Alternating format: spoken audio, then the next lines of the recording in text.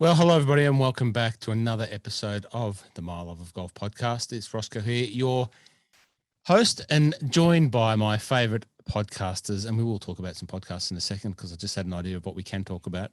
My favourite podcasters, the dynamic duo, Rocket Heron. How are you, Rocket Man? You good? Oh, you're getting there. You've added. Look at the music. Well, I've been told off for calling you Rodney. I stumbled, I was like, what am I going with? It's been a week. Just go with Rocket. Yeah, I even had a customer today and they were introduced to me and they said, just call him Rocket. I love it. I love it when the golf podcast vernacular sneaks into the corporate world. I've actually never been called Roscoe, and I now call myself Roscoe, and I sign off as Roscoe. And I've never called myself Roscoe, but it is what it is. And, people come into the store and say, oh, g'day, we're Roscoe. Hey, yeah, that's me. Sorry. Yeah. How you going? Magic Mike. Yeah, you've probably never been called Magic Mike ever in your life outside of this little screen that we've sat on for the last 12 months or so. How are you, only once. I'm good, mate. Only once. My wife, for her Hen's Day, her sister, organised invites to go out, and they conveniently put my mug on Magic Mike's body. So that was the invitations that got sent around. So that's the only time. Creative geniuses at work. I didn't know you then. I didn't say that, but no, you never will. How are you, mate? You well? Excellent. Yeah, very well. Enjoying sunshine and golf. Channing Tatum should be very proud to have had your head. Yeah. Body. Well, exactly. I just told everyone it was just me from a couple of years ago before I lost fitness. Mate, I'm sure you've danced on a few bars on Chapel Street in your time, mate. Don't worry. Yes. I'm sure you've done that. Hong Kong. Hong Kong, really? Yeah. Oh, there's some stories there that we might get to. Now, I am also joined by the two most prudent COVID lockdown specialists that I know. They probably haven't even, up until last week, seen sunshine in the last 12 months. Gents, welcome out of the biggest part of the lockdown. Have we been out? Have we been to the pub? Have we been to the golf course? Have we done anything? I don't even know if pubs are open until end of this week. So I know cafes and stuff were. So I know the very first day last week, which was Friday, and the kids were going to school. So that was so funny because they were ready to go to school at 6:30. And so they were dressed and they were itching to get out, which was great. I love that enthusiasm. And, Mrs. Rocket took them to school, and we pissed off to the local cafe and had a nice soothing breakfast and latte and just sat. Delightful. It was just really good. It's really good to be out. Yeah. Mikey boy, what about you, mate? I had what I thought was going to be a very quiet weekend, just easing out of the hibernation, and I'd organised with the boys to go to the pub for Cox Plate Day Saturday. So that was all I had. Friday night, we ended up having dinner. Saturday, I went to the pub. Saturday night, we ended up at the sister-in-law's for dinner. And now I'm in the northwest. So then my wife conveniently organised, as I was extremely hungover, to shoot down to a little place called Rye for lunch on Sunday. So a nice hour and a half drive there. And then we had dinner back in Hoppers Crossing. So that was a 2-hour stint back from there. So by Sunday night, it was like Christmas Day. I was done, completely done. You've covered north, south, east, and west. Maybe not so much the west, but you've certainly been one of the 1,000 gazillion people that jumped on the freeway and headed down the Mornington Peninsula. I saw them. The traffic was horrendous coming this way. As I was getting to the Peninsula link, I thought of you. I thought I'd much prefer to be just staying on here for about another 5 minutes and turning into PK and catching up with young Ross. But instead, I'm going to keep driving another 40 minutes to Rye for lunch, which is still good. Well, I'm glad you asked, because that's how I spent my first day of non-lockdown, joined by the great man Sam Docherty down at PK. He's a member down there and a mate. And for anyone that knows Sam's story, you know what he's been going through with his battle with cancer. It was very humbling to see young Samuel out there playing golf. He was the first thing he did when they announced the lockdown was get on the phone to myself and Shura and say, look, who's in Friday? I'm there. And he came down, and I hadn't seen Sam since he'd had maybe his third stint of chemo. Maybe it was a week out of getting that done. And just to see him there, was fantastic. But just to be surrounded for 4 hours in his positivity about the way that he has addressed his battle with cancer, the future ahead, and just the energy that he had. He's lost maybe 15 more kilos. He's got no hair. He's pale. He's white.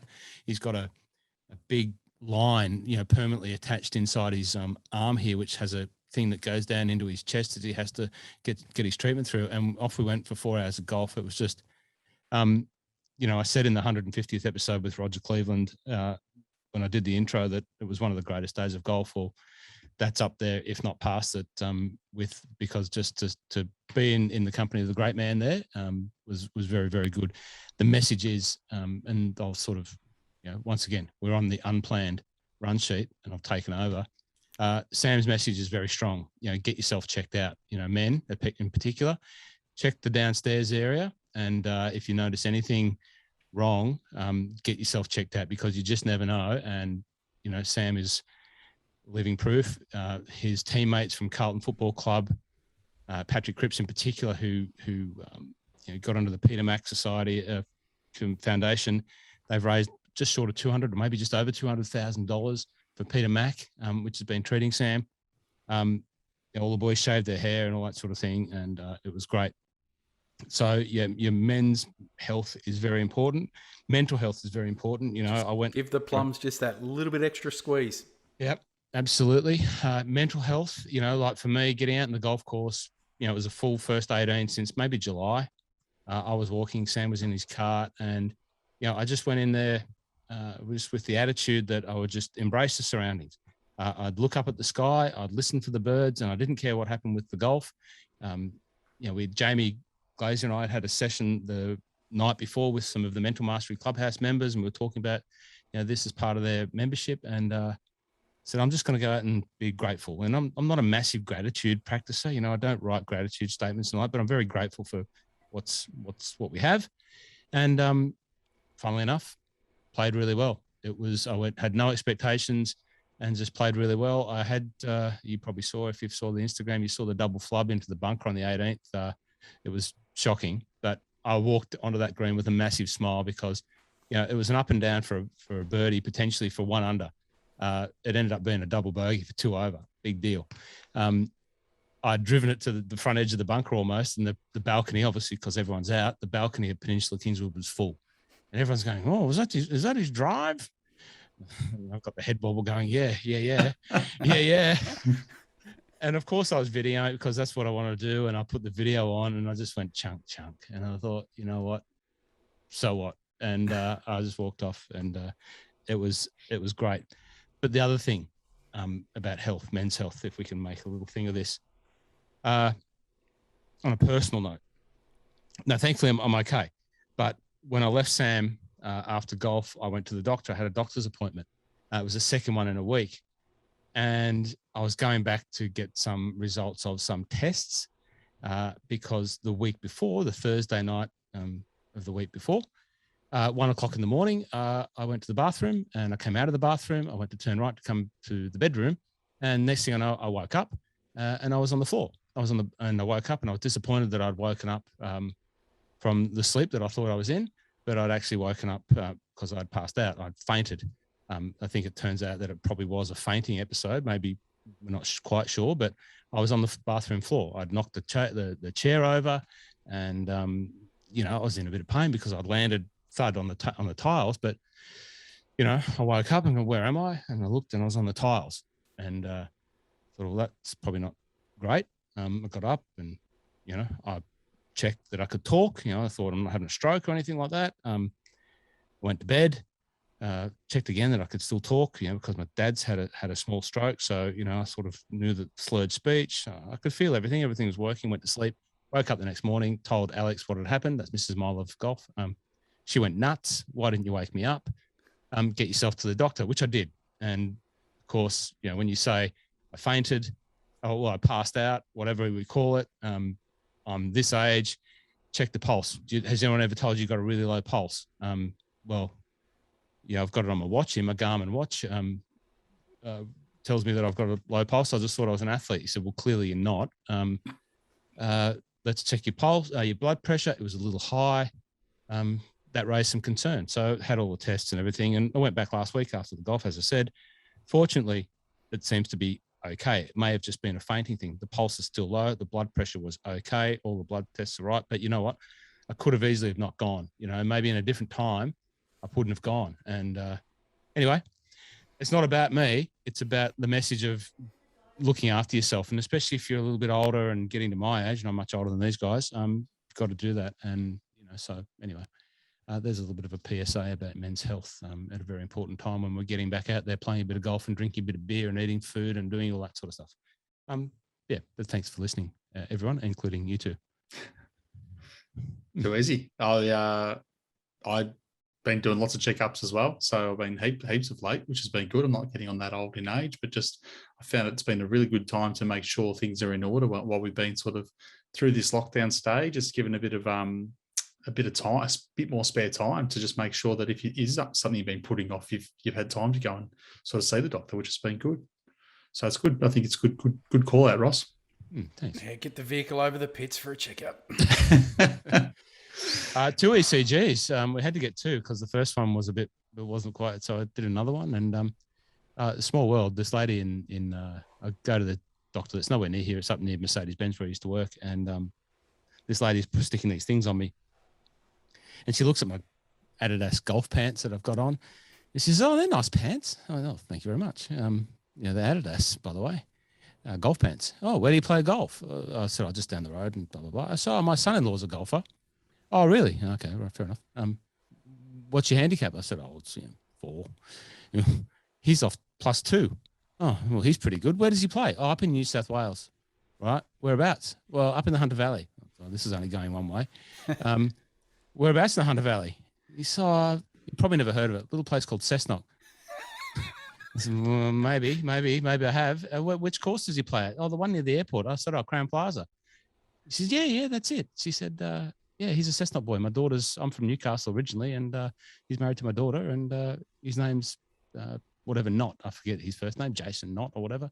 I said, I know the Knott name. It's a pretty big name in Cessnock, and my dad's a member of that golf club. Oh, you're kidding. So anyway, that was when I was getting the second ECG done by the young fella from Cessnock, who my dad knows. He knows who he is. He's played golf with him. So there you go.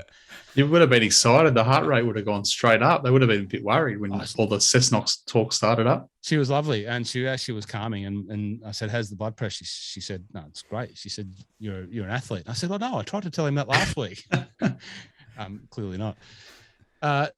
Now, last week we released the 150th episode, and it would be remiss of us not to have a little bit of a reflection on that, especially with you, Rocket, because you've been a big part of many of those 150 episodes, and Mike, you've been a part of the recent times, but you're a part of it and a big part as a listener and a supporter and a follower before we knew each other.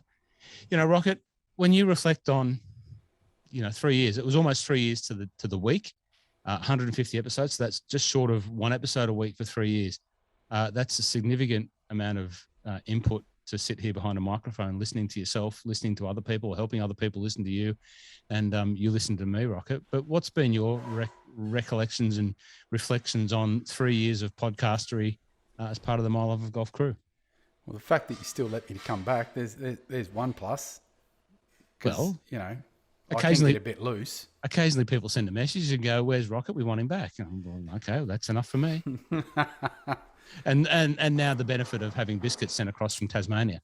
Yeah, see, this, I add value with it, although I've been cut out of the supply chain because it doesn't quite make it past my residence if I am part of the supply chain, which I have been strongly advised of. That's why I'm not seeing the same supply that I would normally see. No, it's been awesome. The fact that, I still remember when, you just, sent the message and, and then we just had a chat about it, and it just kind of started off with me kind of just riffing on stuff, and you let me, you give me a little bit of rope, and I went and, tie myself up in a few knots and around my ankles and hang myself and all sorts of stuff.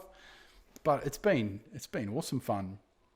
And it's just good that we can provide some relief, the likes of Paul's, I love the feedback that he gives, especially when he says, it just sounds, for him, it sounds like he's in the backyard and, he's got beers and a couple of friends over there, and that's what it just sounds like. It's just a good way for people to sort of disconnect, and hopefully, the last 2 years especially, that we've been able to provide some sort of comedic relief for plenty of people, and especially having Mike on there, for the last, I don't even know how long. I think it's almost like been a year. I could be 6 months. I have no idea. It feels like we've been doing it like this forever. So I think COVID stretches it out, mate. I don't know how long ago it was. Yeah. But, I enjoy every minute of it. I know there are times when we just can't get to it. I know for me, it's been really challenging for the last couple of weeks. And, because I've had a lot of major stuff from a work front going on. So then for me, I'm trying to find the balancing act, because all of a sudden I'm spending some stupid hours at night doing stuff. So then I've got to balance that out and give the family some love. So there are times where I'm like, I just don't have anything to give to the listeners, and I actually feel guilty not being on there to provide something on at least a weekly basis. So it's just fun, and it's great that people will tune in and listen to us chew about stuff. I do feel guilty that I'm not on the socials. I'm 12 weeks sober right now. Although if someone says, "No, we saw you tweet something today," that's because I wrote an article and that particular account is linked to it, and I didn't post it. I got it to automagically do it. So I'm still not logged in. No. Well, I read it and I liked the tweet. So I was actually going to have a go at you for tweeting. So well done. See? Well, now you know the background. So yeah, this is another little side thing I've been doing. I've got all these other, I think I've got like nearly 20 years of, we'll call it, stuff that I've been teaching myself. And I'm like, I've started to write it. And so I'm trying to improve my own writing and start publishing stuff and see what happens. So, it's fun. Love it.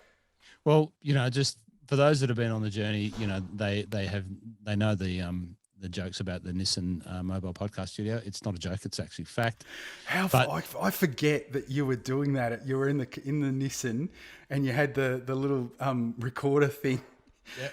And I still remember I'd be on my phone. And so some of the audio, I'd hate to go back and listen to some of the audio, because you remember the night that there was all the banging in like the side alley, because like someone was rustling through some bin or something like that. But there it is. There, that's it. It's actually quite a professional digital recorder, which is used by a lot of podcasters, and it's got the jacks in there for the microphones and that sort of thing. But back in the early days, I didn't have this equipment, and I didn't know what I was doing really. I didn't even realize that you could plug the mobile phone into that and record straight into it. So I'd sit in the car because it's a quiet space, and I've since learned that that's actually not a uncommon thing for podcasters to use a car as a sort of studio, because it is somewhat soundproof.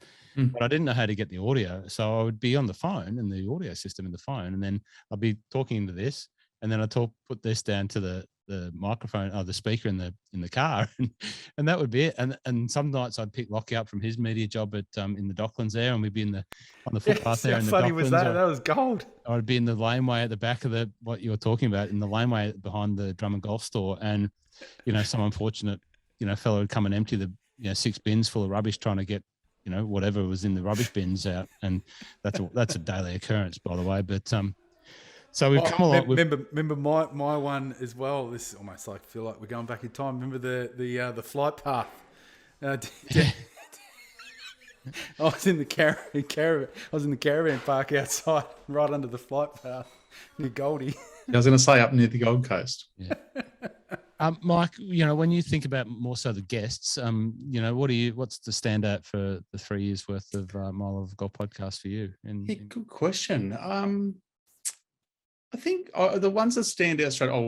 Roger Cleveland stands out straight away because it was last week. But once from back in the day, Matty Mollica was one that I probably was one of the ones. Yeah. And then I think that's probably the first one that stands out. And I know in my brain, I'm probably mixing up a little bit of the mental mastery ones and the stuff that are specific to here. So I remember those ones was probably the first time that I really started to, I really enjoy that side of golf, the mental side of it. And I love the idea of myself getting much better at it. And it's probably one of the things that got me heavily into listening to this and the other one, because it was speaking to me of something that I was really interested in. So that they're probably the ones that I come off the top of my head straight away, to be honest. Yeah. Yeah. Well, that's, of course, once we started this podcast, like I convinced a couple of other blokes to jump on the podcast bandwagon, and we were fairly early to it. There's 1,000 gazillion golf podcasts now, Australian ones and global ones. And, there's money, there's no money here, but there's money in it for a lot of these big corporations that have got money, and you can see them in the ranking charts. And for, we don't get any money for this. There's no pay. There's nothing, I don't pay these guys. They do it out of the love of golf. They do it out of the love of wanting to share their knowledge and experience. So there's no money. I was going on a rant there, but no money. No money. This is the bit where you go, but now there is, guys. Rock it. No cash here. They've seen out a chopper. Well, no cash. We need no cash. The way that we'll get money if we follow your tips. That's the way that we'll get money if we gamble, if we bet. No, but I convinced Jamie that his content would be great in a podcast environment. There are plenty of people listening, and it's absolutely, it's actually very, very strongly listened to for 40 or so episodes. The amount of downloads that podcast has had is phenomenal, and the feedback and the commentary is sensational. So what makes that very valuable is it's helping people, be better at golf. He's got his now, the clubhouse and the membership website, so you can get access to him, which is not cheap. He coaches PGA Tour players and European Tour winners, but you can get access to that easily and affordably. So that podcast, and then we had the Golf Rules one. So Blakey, another great creator, very creative man in the golf space. Same thing. We started that, and he continues with it. And I'm going to jump back on that at some stage. It's just a bit of busyness at the moment, but for me, there's a couple of episodes that stand out, and of course, being one of the first Australians podcast people, and I think maybe still the only one, I'm not sure, to interview Eric Anders Lang was a bit of a feather in the cap. Eric was kind enough to give me an hour and a bit of his time. Nearly never happened because I was messing around once again, not knowing the technology. Eric was on one Zoom call, I was on another one, swearing and all that sort of thing. Got through the line, but the one that for me, I remember a lot, and it was a bit of a change period. It was doing with Andy Proudman, and I was quite nervous talking to Andy because it's a big deal. And I listened to Andy's private podcast, well, it's private, but his personal development podcast, with Like a Legend. And it was just great. And I think for me, I can draw a line in the sand from making a few changes personally, the way I sort of my outlook when we started that. And I think, but Rue McDonald's, the Scottish Golf Podcast, having him on and being on his, that was great. And anyway. Another one, I just was flicking through a couple then, and it's probably one that, I don't know whether it comes up on your list, but the Daniel Popovic one, was there two? Yeah. Yep. And I've met Popper through Scotty and Cheese. They both know Popper socially, and he's played golf with us a couple of times. And I didn't know all the story about his dad and the money that he sort of put away and looked after his family and stuff. And that sort of stuff that comes out, and not just saying this because we're sitting here and the three of us, and probably, like you say, normally everyone's tuned out. I think you guys do a really good job. And Ross, when you do your questioning, it's good because it's a skill to be able to get those stories out and come across well. And it's been really good. Popper's a great man. He's a Mizuno rep down here now. As a son of Croatian and Serbian. So I think his mother's Serbian, father's Croatian, or one of the two, other way around, which is a different sort of mix. Usually Croatian, Serbian. But his dad played for Red Star Belgrade, professional footballer. He's still with us, which is great. But the story about where he won that the PGA, Coolum, and gave the money to help his dad get better and all that sort of stuff was great. He's a good man, Popper. Anyway, That's enough about us. 150 episodes. Let's see if we can get another 150 in the can at some stage. Keep going. What do you reckon? Yep. How's your tips been, Mike? I know a lot of people are looking forward to the next evolution of the tippery, whether we have a the Teepster or whether we develop our own system or whatever it is. Yep. I think that's the plan moving forward, is to have some sort of 2022 tip system, whatever, just for fun, not for no money. But how's your tipping going? Pretty well, I believe. That's a leading question. But, it's been okay. It's been a good. It was probably when Min Woo won. That's the start of it, and it sort of hasn't really cooled off too much, which is good. Like I always say, you're going to win a lot more than you lose a lot more than you win, because you're betting in a field of 130 people. But so far this year, I was pretty heavy on Sung Jae Im when he didn't win Sanderson, but then that was the last time I think we had the tips up. But he won the week after, and I backed him up, which is good. I didn't bet Rory at the CJ, because that's just not sort of my speed to bet someone who's that short. But then I broke that rule last week, so I sent you boys the note, and I should say apologies. Last week we didn't record, and that was me. I had some. Me as well. Did you? Yeah. Oh, look, I had some family members come down with COVID, which wasn't ideal. So they were all they're all well. They're all getting better. They're still not 100%. They're all fully vaccinated, but I'm very comfortable and happy that they were, because it could have been a lot worse. But they're getting better. But last week I sent the tips through to you two boys and said there's only two guys that I like in Japan, and one's Hideki and one's Joaquin Neiman, and Hideki won. So that was great. So as I said to you boys just before, Saturday I was sitting in the pub watching the Cox Plate with the boys, and they were all looking at the TV watching the Cox Plate, and I was asking, is there any chance we can get that TV turned over to the golf in Japan? And everyone thought I was joking, but I wasn't. So I was watching it on my phone.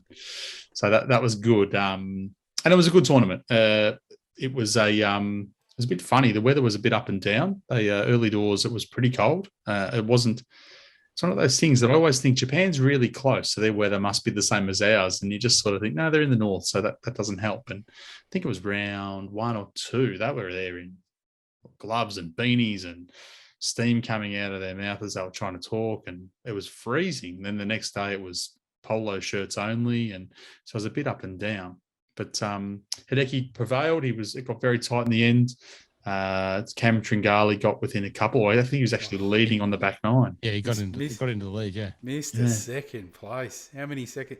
I think that's about 4 or 5 top 10s or top 5s for him this year. Yeah, he's close. He's very, very close. And I was nervous, so I like that was the only bet I had was Hideki. And I know the day before in round 3, Hideki was leading by 3, bogeyed the last, and Tringali birdied. So they went in. He was only 1 up going to the last round, and then on the back 9, Hideki was leading by 2, and then they both bogeyed 17, which made me somewhat comfortable. But I had flashbacks to the day prior, thinking this could be a bogey birdie double swing again, and went the other way. Hideki hit one of the greatest second shots into the par 5 you're ever going to see, nearly jarred it for an albatross, then rolled in the eagle, and Tringali bogeyed again. So he won by 5. So, very comfortable in the end. That's a massive 2021 for that man. He's a I'll put my hand up and say that I've been a Hideki non-believer for a very long time. In horse racing parlance, he wouldn't be alone. He's a non-winner. And every golfer's a non-winner, because if you win more than once a year, you're an exceptional talent. But he's the sort of guy that would get himself in the mix and just never close the door. His putting's always been suspect, but I'm starting to get little tinglings. He's, to get the Masters win, I'm just starting to think he could actually go on a little run here. He could be sort of getting a bit of confidence, that belief. Exactly. Yeah. I'm nervous. His ball striking is phenomenal. So it's just that putter. I think, I still think, so him winning the Masters, I think, was huge. I've still got the video on my phone of that walk up off 18. Yep. I think that's still it's one of the more special moments in golf, just in general, full stop. And I still reckon he put a lot of pressure on himself regarding from there to the Olympics. Yep. So he's already, by him winning the Masters, probably put an enormous amount of pressure. And you think, he's back in his home country again. And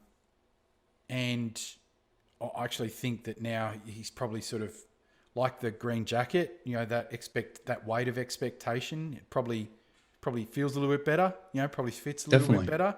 Yeah. And you're potentially right. It's going to be really interesting to see how he kind of starts 2022. Definitely. Because, you're right. It's like he's shown so much promise and possibility for a long period of time. There's a couple of the podcasters that we listen to. They've been on big Hideki fans at the same time. They're wondering if he's ever going to, break through. So yeah, it's sort of one of those ones where if I'd ever do the form on a tournament, and even if he came up on top in years gone by, I'd literally just put a line through him and say can't win. Just because it was an easy route to say he just never closes. So if I can take him out and he's in my top 3 or 4 picks, well, that saves me. Yeah, money. He'd be there at the halfway mark, and then his third round would be just. Yeah. So it was good. It was good to see him win. And like you said, I think, the pressure on him to win at home with the crowds that were there. The pressure that they travel everywhere. There'd be probably 30 or 40 cameras on him at any given time in any tournament in the US, let alone what there would have been last week. Oh, better pick his nose. No. So yeah, it was a good win. It was a solid win. So a few Hidekis were won, yeah? A few Hidekis were won, yes. There's 2 very good golf tipsters in the UK, Ben Coley and I can't remember the second guy at the minute, and they write their tips up and they post them on Twitter, and I do too. And I'd put my bet on Hideki, and about an hour later they both tipped him, and he went from 15-1 into about 13-1 because everyone sees what they like. I went Ushka. So I was very happy that they that I had my bet on first, so that was good. You've had a very John Rahmish sort of finish to 2021 from the betting stakes. I will say that. Strokes gained punting have been very good. Well, imagine if that was a stat. So you actually tweet. You tweet out your tips. I do. If anyone wants to know, I'll put it this way. If anyone wants to know, because I don't post them under my own name. Right. I was just going to say. No, you wouldn't have seen them. So once upon a time, many, many years ago in a galaxy far, far away, I started posting my tips on Twitter. And I quickly realized that I've got a lot of mates that don't really care for my golf tips. So I started getting a few people messaging back saying, listen, I don't care. Or they'd say something about it. So I said, you know what? I'm going to set up a separate account and just tweet them there. And so I would tweet them there, and then every 6 or 8 months, I'll go back and then list how many winners I've had in the last, say, 12 months. So about... And then send it back to your mates and go, sucked in. Well, it's funny. They all follow. A lot of them do follow me now, I have to admit. But they know it's me. So if anyone does want to know, send me a message on socials and I'll let you know. But I think in the next probably 6 months, I'll probably switch that over and turn that off and just direct it back to me, just so I feel a bit better about it now than getting grief. It's tricky because with this sort of stuff, it's like the people that do the horse tipping. You can't win. If you're tipping horses for a living, you're just an idiot. Everyone just wants to bag you. You can, even if you get a winner, you're only right once. Yeah, the only thing you can do is you use your middle finger that you would be probably typing it into your phone and just turn it around and face it back to the people that have got an issue with it. I've got a few people that follow me from all around the world, and about 2 or 3 weeks ago, the tournament was about to start at Valderrama, and I looked at the board, and there was a first round leader bet on John Rahm, and I thought John Rahm, Valderrama, he's out early, the weather's going to be okay, tough course, he might be a good bet to be the round 1 leader. I think he was 6 over through 11, and I'd written could be a good bet. Someone wrote back to me from Ireland, tweeted back to me, he's 6 over through 11, plus 6 through 11, and I just tweeted back, I think he thinks it's Stableford, so he's going for the big number. The guy didn't write back, so he clearly knew I didn't care. Like I've had enough losers, it's fine. Yeah, it's funny. It's funny how people take stuff a little bit It's personal. It's just hilarious. It's most of the time I'll put up 5 names. These are the 5 that I like. Do what you like with them. Find one that you like. If you like somebody and they're in that 5, then great. Go and have your $5 on them. Yep, be an adult. That's it. Or have $1 on all 5. And that's all you need to do. And at the moment, if you can get one winner a month, that's probably going to give you $30 back for $1 on average. So you keep on that, you win. So you've been tweeting under a Justine Reed-esque burner account style. Well, I think everyone knows it's Justine now, and I'm happy you said that because Justine's been on fire tonight because Patrick's... everyone's known that it's been her for like 2 years. Absolutely. And she, Patrick is the headline. He's the headlining act this week in Bermuda, which is probably one of the worst fields of any golf tournament ever. So I'm just envisaging it was about 4 a.m. Bermuda time on Wednesday morning would have been. So 4 a.m. Wednesday morning, their time. And she started tweeting back to Eddie Pepperell. This is only a couple of hours ago. So I'm baffled as to why she thought. She's clearly had a skinful. She's been on the beach all day in Bermuda and thought, you know what I should be doing at 4 a.m? Writing back to Eddie Pepperell. And so...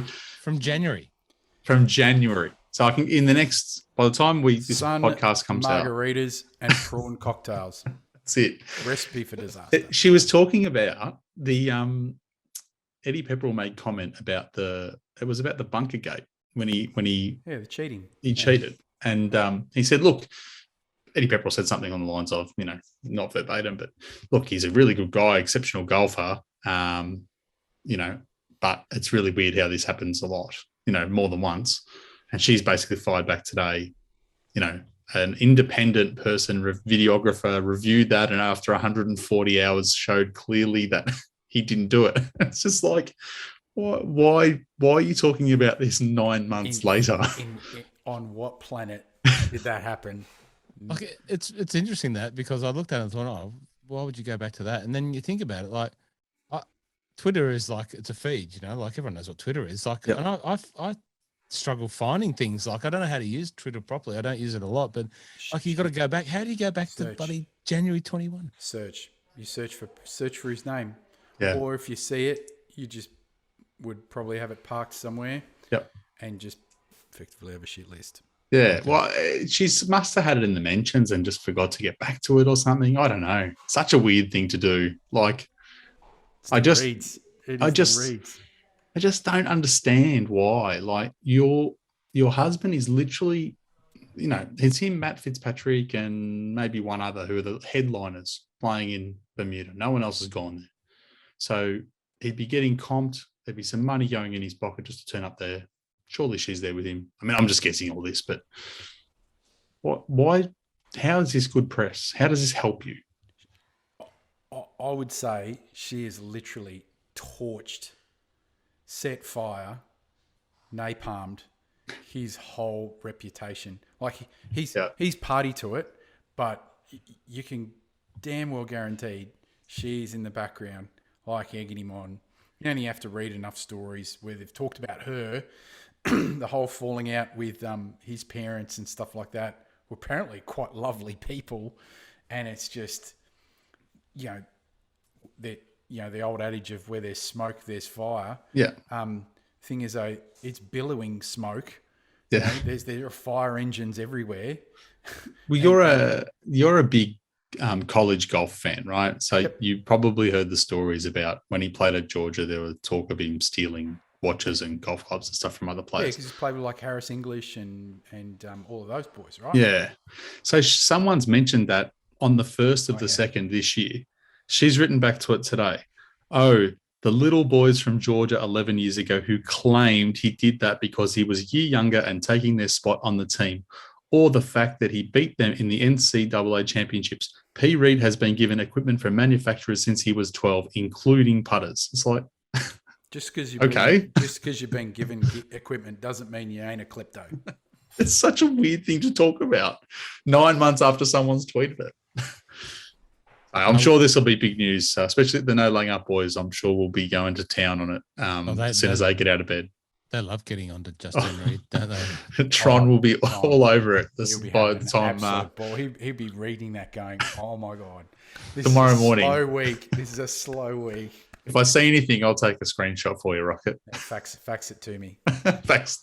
And Ross, with the stuff on the video, can you send it I got my VHS out of the garage so I can watch it. The stuff that you videoed on Instagram. Rocket's still social media hiatus. It's looking like he's going to go the whole year. I'm not sure what it's going to take. 12 weeks sober. Unbelievable. Had a couple of sniffs of interest for the Rocket social media coordinator position, but they just felt that they wouldn't get enough back from him. So that was gold. I'm sad that I didn't get to see it, although I did get a message from Mr. Mollica saying, I was in until you said there was no shortbreads. That Charlie Brown thing that PK put together, I literally LOL'd when I saw that. Oh, that was fantastic. Dear. So Bermuda, you've already said the field is not the strongest to assemble for a PGA Tour event. Does it usually go to Bermuda? Is this a new event? Or It does. It's changed names. It's only the third year they've been here. But I will. I mean, the headline acts are Matt Fitzpatrick, Christian Bezadenhout, and Patrick Reed. Then it's Mito Pereira, who a lot of golf fans wouldn't know. Herbie is playing. Herbie's there. Lucas Herbert headlining top 50 in the world. He's going for it. That'd be good to get there. But if I go to the bottom of the list, these are the guys that are playing that I would have think surprised. Danny Chops. Sean McKeel is playing. Jason Bone. I love Jason Bone. Brendan de Jong. Oh, yeah. Richard S. Johnson. Matt Every. Kevin Stadler.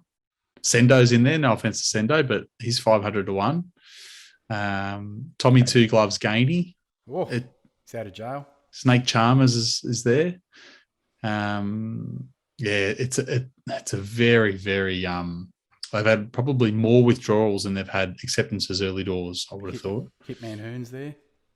Yeah, it's very very, very weird. Field. DA points. Yeah. Olin Brown. Oh my God. Well, Robert Allenby was in the field until a couple of days ago. I think he withdrew.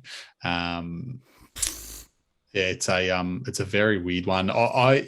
For me, the guys that I like this week, the main two are Seamus Power and Hank Lebioda, who again, I'm sure there are people that listen that don't even know who they are. Patrick Reed, you would think on class goes okay. And then some of the guys that I don't mind, but I don't think I'll be betting because just they've had reasonable form here or it coming in are Russell Knox, Scotty Stallings, Ryan Armour, David Hearn, Denny McCarthy. But the main two that I like are Seamus Power and Hank Lebioda. Seamus Power. We've talked about Seamus Power before, good Irishman down there. So any form on Herbie? You give him any chance? What's he paying? Herbie is paying pretty big odds, I think. He was around, I want to say he's around, 50? No, he's only paying $56 on one account that I'm looking at. Well, I won't mention their name, but that's unders. I would say he'd be closer to 150, but it is a lean field. It's tricky for me because the biggest thing that this course you're going to see is the wind. So it's always windy. Thursday, the average wind's around 40 kilometres an hour all day. So if you can't use the ball or can't flight the ball properly in the wind, you're going to be cooked. Distance is not going to help you. Everyone's going to get home on the par fives and two. It's really going to come down to scrambling, being able to putt on Bermuda grass and being able to use the ball okay in the wind. So the tricky part with Herbie is I don't have enough data on him because he hasn't played a lot on the PGA Tour yet. So once he sort of ticks over a certain amount of rounds, then I'll get more data and it's easy to draw the picture up. If you're looking at the stuff for me this week, it's strokes gained approach. I always say super important. Driving accuracy is going to be pretty important this week. It's not my favorite stat, but I think you're going to need to be accurate. Scrambling. I've put in bogey avoidance. So people that, rate low on how many bogeys they're having in a round. And the last stat I'm sort of looking at is par fours from 350 to 400 yards because they're pretty short par fours. And yeah, these guys stack up. Seamus Power stacks up the best. He's ranked up in the top 40 on the PGA Tour in 5 of those 6 stats. So that's pretty good. I don't mind Seamus Power. There you go. I like that. Have we got any other Scots? We just got Rusty Knox. Is that it? We got a one. I couldn't even find a list of top Scot for you this week, which is very disappointing. I had the top G, B, and I was the only one that I saw. Would you like me to? No, it's Seamus Power then. That's Seamus Power, correct? Yeah, I agree. Okay. Well, good luck to you, Rusty. What was I going to say? Dom has on the back of my double flub in front of the clubhouse on Friday. 2 over par, first round back since July. It wasn't too bad. I'd take that all day. Yeah. Yeah. I was down there on Sunday night with the camera and a video, and by Sunday night, Dom as a party had 4 fresh videos of my action with a SOS LOL for help.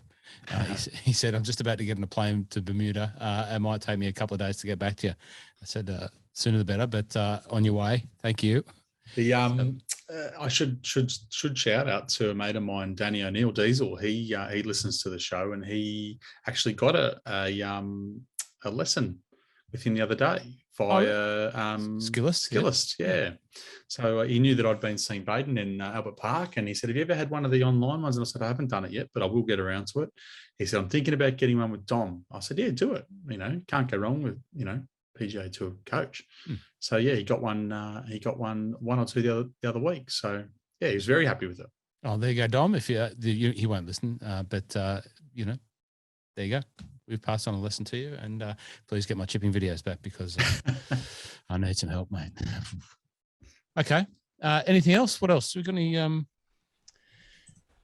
any women's golf to discuss? So I did hear a very challenging thing to hear, but it's a learning episode for the young Steph Bunky from Melbourne.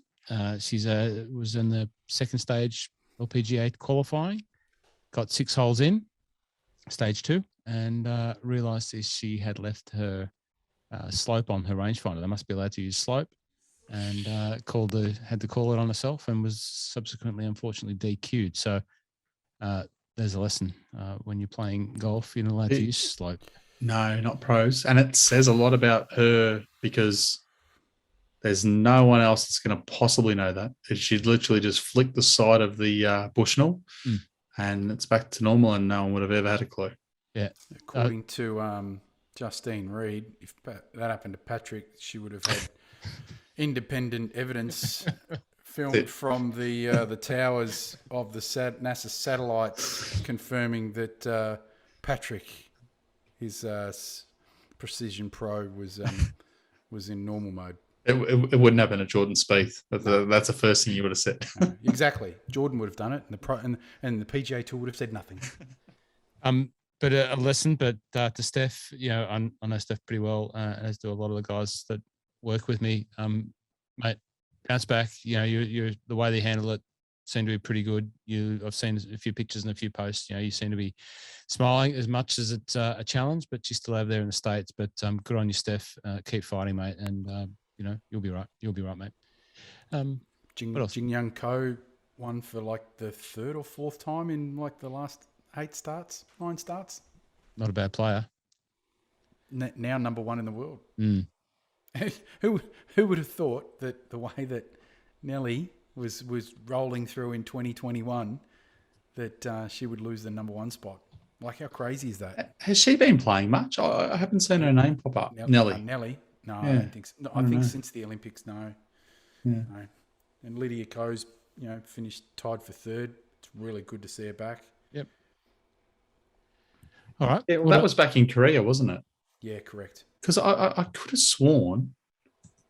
So Minji has gone Korea, New York, Korea in 3 weeks.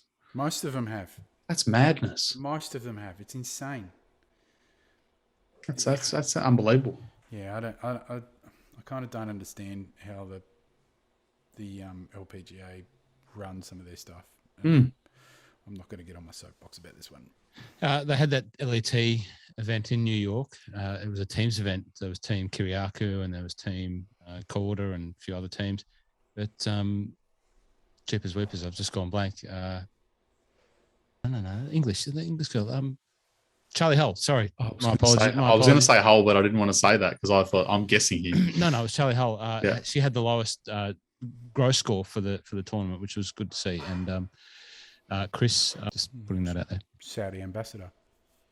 Oh, yeah, okay. Now, has that got anything to do with your backdrop there, Rocket? Absolutely. What a segue.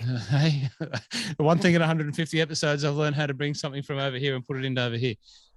So for those that it is an audio podcast, if you watch the video, if we make a video out of this, you can see. But Rocket's got his background, which is usually some form of cryptic messaging there. It's not very cryptic. No, sometimes not so cryptic. Sometimes, and today's one of those ones.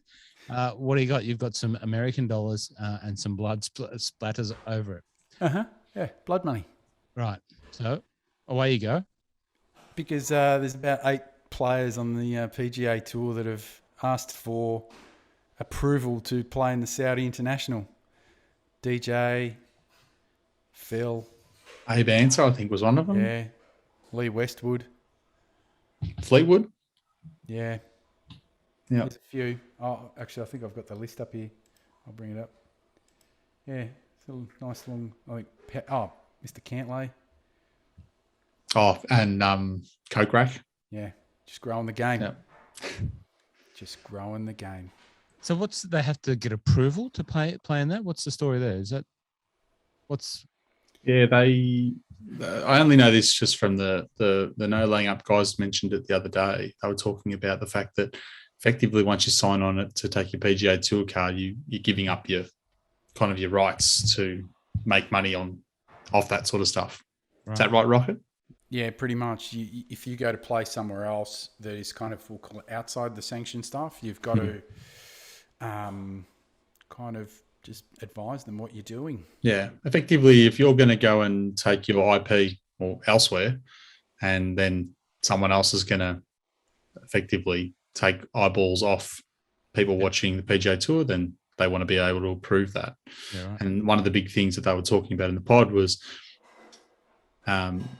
it's going up against Pebble Beach this year, I think. Mm-hmm. And they said DJ, his managers basically requested it because he said, well, he's done nothing but support that tournament for such a long time and he wants to be able to go and play this and defend. Twice.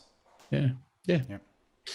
So you can agree with that, but yeah, I think that putting it back into Ross terms for everyone else, you got an employee at your store and he says, I just want to shoot over and work at House of Golf for couple of hours, is that okay? And you need him on deck.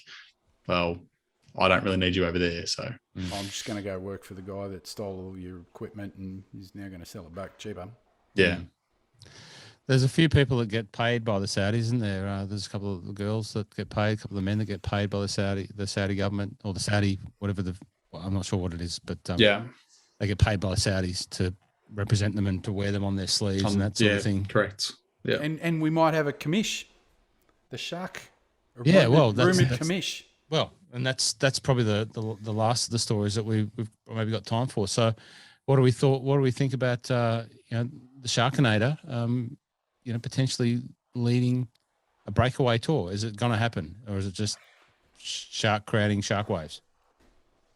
I wouldn't be surprised. Mm-hmm.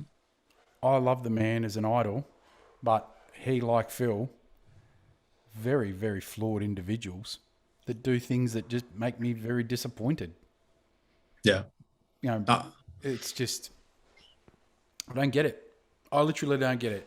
But again, they live in a bubble and I legitimately don't think their worldview is well informed. And then that's a problem. That's a bit on them. And it's a bit on the people that are around them that don't kind of pull them aside and say, hey, Sharky, you're crossing the line with the naked photos by the lake and we realise that you've sold the old 7L now and you're looking to move back to Australia, so we're probably going to expect to see some naked ones on North Stradbroke Island or something like that. But this Saudi commish thing, it's a line too far. Yeah, and no one's doing it. You No. know, because like, you know, you've got a couple of egomaniacs, and if you don't have anyone that's really given them a good, you know, kick in the ghoulies to say, you know, shape up, champion, then they're going to do stuff like this. yeah. And look, I look at it like the rationale of a world golf tour. No one could argue with unless you're a PGA Tour fan, right?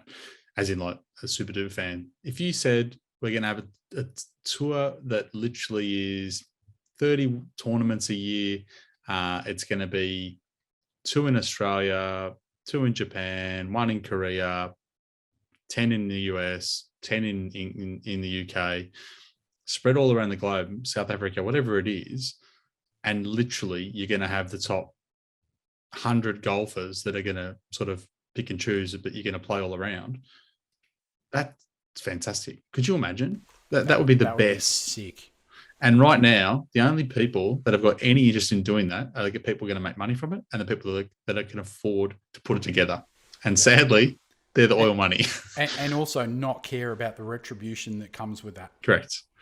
And sorry to interrupt. No. This is, you know, the World Golf Tour thing, and this could be also potentially, you know, Sharky just feeling slighted because he tabled this one very publicly nearly 30 years ago. I was going to say. The WGC, you know, all the things that he talked about, the PGA Tour have taken basically what he tabled with them, and they've just applied it to their own stuff. And the reason the PGL, the SGL, and all the other things that are around is because there is a world game, right? You know, that you've got somewhere like Japan, like there's golf crazy, and then there's Japan. Yeah, they are mad. So if you had the Japanese Open or the Japan Open as like one of the events and something else, and you play a couple of those courses like Tokyo Golf Club and somewhere else, like the fans would just like, it would be like like a concert, like a Metallica concert. It'd be the Metallica concert in Russia. It would be insane. Yeah. And it would absolute rate its ass off. And you're right. It's like you have a couple of, Australian Open and resurrect the Australian Masters, and you play it on the sandbelts. You know, if you did that and you have this 20 events and you've got to get your world ranking to a certain point to get in, like the WGCs, that would work. And then all you have is all these other tours where you've got people toiling away, and the prize money might actually go up in a lot of those other ones as well because of the international eyeballs. More eyeballs. Yeah.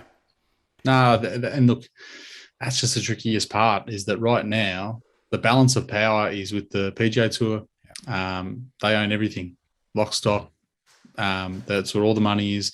They've got no interest in doing any more. They've taken advantage of Absolutely. the European Tour. Absolutely. Because the European Tour have struggled, especially in the COVID. So, you know, definitely. The European Tour are probably just worried about it because the unfortunate thing is they've lost a lot of talent. Not so much moving there, but, you know, you've got the college system in the last decade, 15 years, has really tapped into that talent pool through Europe. You know, you only have to look at like Victor and Rahm and stuff like that. Yeah, they go, you know, Rahm is probably more loyal to the European Tour than most of the others. But someone like Victor, you know, you got someone from Norway who played all his college golf at Oklahoma. Yeah. And then, you know, now he's playing most of his time in the US. You look at someone, and I don't know, but I'm just going to sort of go down a Rockets rabbit hole, right? Someone like Sam Horsfield is a great example, right? If in 3 years' time he has the ability to have a PGA Tour card, where's he playing? He's playing in the US. It's like the prize money is not comparable. Like someone can set himself up for life. Yeah, he's going to be good. And that's the trickiest part. Like Europe almost was getting to that point a couple of years ago where they'd sort of reached out and they were doing a bit in South Africa, and they were doing that tournament in WA, and they were kind of doing a little bit with the Vic Open, and like you could see that they were making links. They were doing all the right things that would have probably annoyed the PGA Tour, but they were stretching out the fingers a little bit. Now it's all going to stop because they've got no money, and the PGA Tour, like you said, Rockets come in and going, yoink, I'll take you. Yeah, and all the other, and the unfortunate thing is that because of the pandemic for the last 2 years, everything is international, so it was really hard. So they lost a lot of events, being cancelled and postponed. 2020 that would have been just devastating for them, especially for their coffers, because they're probably not running. They probably don't have a mansion and a drawbridge and a moat and 100 meeting rooms with no one in them on the beaches of Jacksonville. To use my sort of soccer background, would a promotion relegation system that featured the European Tour and the PGA Tour be a better system than there currently is? Because I don't think there's any golfer on the European Tour, unless they're domiciled in Europe and they're happily in family and all that, and they don't have no ambition. But most of these young guys, like Herbie's a classic example, like openly stated, as soon as I can get out of Europe and I'm off to America, and I'm sure all of the Herbie types that are playing in there, regardless of what part of the world they're from, have got the same ambitions. But would a pro rel between PGA Tour and European Tour, where if you miss that, you can only play over there, right? So it's not like the Corn Ferry system. Like, would that work? I don't know. Here's my prediction: in 5 years, the European Tour will effectively be like a pro version of the advanced version of the Corn Ferry Tour. Because the PGA Tour will vacuum up all the really good tournaments, and they'll turn the European Tour into a secondary event. So what will happen is the top younger talent that's coming through, as soon as you think about it, you got the Scottish Open that's a co-sanctioned event before the US, and I think is the Irish one as well. Irish is the one that they tipped all the money into, so it will be next year if it's not. So you got 2 events. Yep. You only have to have you're not going to always have the top players playing in there. You've had your Collins and those sort of guys. They will probably come over. They may or may not play it. And the thing is, though, they're doing a prep. But the thing is, though, now they're a co-sanctioned event. So if all of a sudden you've got a 2-year exemption that for winning for PGA and get your PGA Tour card, and you're a young fella that wins that, what do you reckon you're doing? You're away. Yep. And if you're smart enough, the way you set it up is you do that stint, Scottish Open, Open Championship. You maybe do a secondary tilt over there a month or 2 before that, so that it breaks it up. They've already got their calendar set up where you got the Players, the Masters, the PGA. They just slot in a month of Europe and then 2 months later a month of Europe, so that way you can get Morikawa's not going to fly over and stay in Europe for 6 weeks to play 3 or 4 tournaments.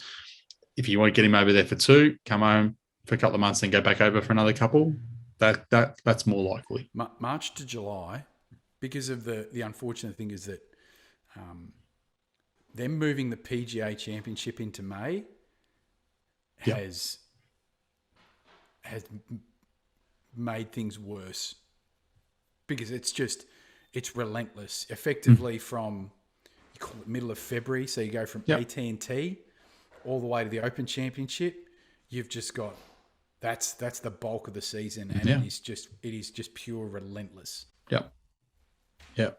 And then then you have the FedEx. Then straight after that, you got the running Ryder Cup or President's Cup after that. Yep. So they're trying to they've to placate the Net Club Championship. Yep. Which used to be sort of in September. Now they've moved that into August because it used to run up against NFL season. And, And a lot of the players get to that stage of the year and they have enough money that they want to take some downtime, which is quite right. That's fine. The US guys want to take, a couple of months off, play sporadically and spend Thanksgiving and Christmas with the family, and then worry about shooting off to Hawaii for an early holiday. Yep. World European Tour. Okay. Well, that's been an hour and 4 minutes of power. Have we got anything else? Got any rabbit holes, Rocket? I do. There we go. I've become a wee bit addicted to a particular YouTuber, and I absolutely love his stuff. Young fella called Mr. Beast. So all I encourage anyone to do is go watch it, because it is.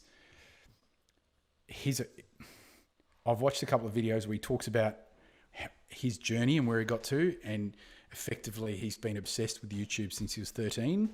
And what he does, it's funny, but at the same time there's a philanthropic factor in there, and his 15-minute videos, he spends a lot of money to make these, and a lot of time and effort. Some videos, the 15 minutes could take 2 to 3 months of shooting. Like, it's pretty much his own little film production crew to just make, to his mind, he just wants to make the best videos ever.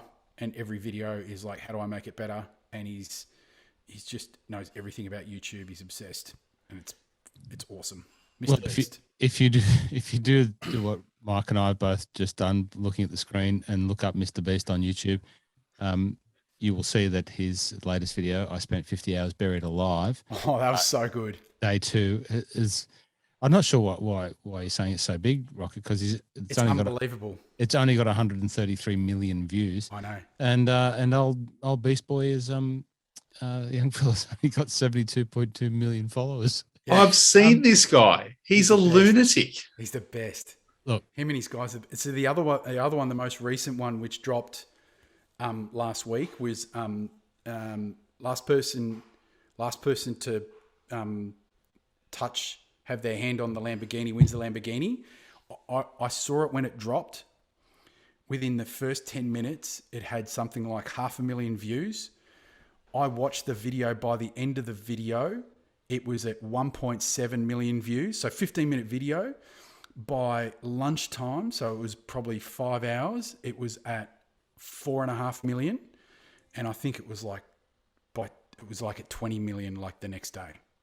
I watched a couple. There was one where they purposely reversed into someone's car and did next to no damage to it. It was just a terrible car. Yeah. And they're like, oh, man, I'm really sorry. And he's like, okay. Yeah, look, I tell you what, we'll give you, like, here's 50 grand. Yeah. And he's like, this is not real money. It's like, yeah, it is. The other really good one is I opened a restaurant and gave away free food and paid people to eat it. Watch that one. It's just gold. The other one is he was an Uber driver for a day and gave people the cars that he picked them up in, and he was wearing disguises and stuff. It's gold. Yeah, right. Well, on that note, I just want to say a quick thanks. I think last time we talked about YouTube, the Mile of Golf YouTube channel. Wow, not quite 72.2 million. 71? No. We did put a shout out to try and get us over the 100. We were like the Michael Slaters. I think that's what right. my dad said. He said, "Oh, you're like Michael Slater." I said, "What's that?" Can't go out of 90s. Michael Slater was one of Murray Tyrrell's favourite cricketers. Yeah, we are now maybe sitting at 101, but we're at that 101, and we're just playing it safe now. We're not. Jeff Marsh. If anyone does want to see anything from the Mile of Golf YouTube, if you want to see the three of us out there playing golf, we'll do it. Tell us what you want to see. Do you want to see club reviews? We'll do it. Do you want to see whatever? Just let us know, because it's a thing. Clearly, it's a thing because Mr. Beast got 72 million people followed him from burying himself alive and running. Oh, the other one, the 40 millionth viewer, that 40 millionth subscriber, that was gold. That's really good. There's so many that are so good. Well, there you go. There's a rabbit hole. Rocket's giving you the gold there. Thank you to you two gentlemen. Thanks for the public listening to my public health announcements. Thank you for your input into the tipperage, the tipping and the reviews and everything else. Let's onwards and upwards. When are we getting out for a game of golf? What's the plan there? Are we going to do this stuff or what? Just let me know. I'm in. Okay. We should just set a date on it. When can we do it? Can we do it, Rocket? Yeah, sure. Well, are you available? You still golf's still part of the thing? Yeah. Okay. Mike, where do you want to go? I'm happy to go anywhere. I can go anywhere. North or south. That's it. Okay. Let's figure it out in the group, and then we'll book a time and date. All right. Well, good chatting. Thanks for listening, everyone, and we will see you next time on the Mile of Golf podcast. Make sure you check out all the stuff, all the YouTubes and Twitters and all of that sort of stuff, and we'll see you next time.